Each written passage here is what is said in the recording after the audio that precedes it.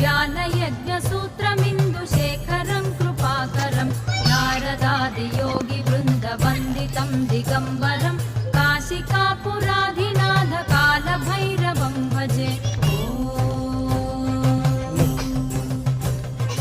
भानुकोटिभास्वरं भवाब्धितारकं परं नीलकण्ठमीप्सितार्थदायकं त्रिलोचनं कालकालमम्बुजाक्षमक्षशूलमक्षरं काशिकापुराधिनाथ कालभैरवं भजे।